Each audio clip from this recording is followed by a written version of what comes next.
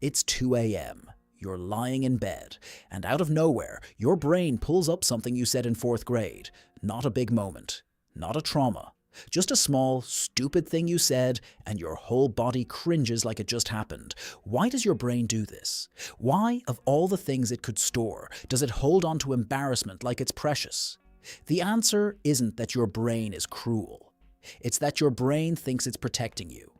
Here's the science. When you experience embarrassment, your brain doesn't file it away like a normal memory. It treats it more like a threat.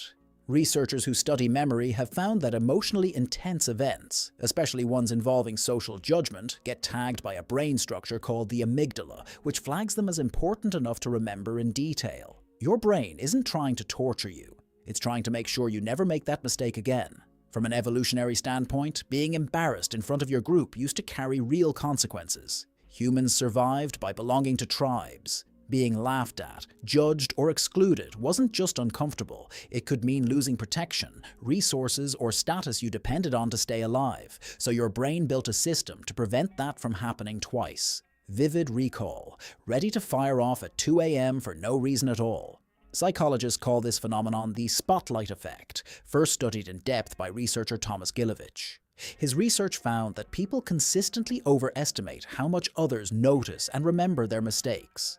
In his studies, participants believed far more people noticed an embarrassing moment than actually did. The people around you likely forgot that moment years ago. Your brain never did. There's also a reason these memories specifically resurface at night. During the day, your prefrontal cortex, the rational, task-focused part of your brain, keeps intrusive thoughts somewhat in check. But at night, when you're not distracted by tasks and your mind starts to wander, that filtering weakens. Emotionally charged memories are more likely to bubble up precisely because nothing else is competing for your attention. This is sometimes called rumination, and it isn't random. Your brain uses quiet, unstructured moments to sift through unresolved emotional material, essentially asking, is this handled? Did we learn from this? If the emotional charge around a memory hasn't fully faded, your brain treats it as unfinished business and keeps bringing it back up for review.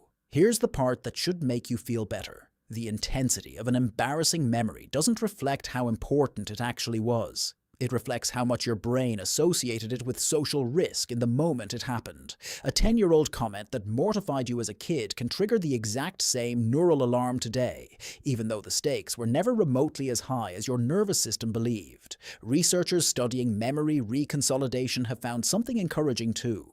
Every time you recall a memory, your brain has a brief window to update it.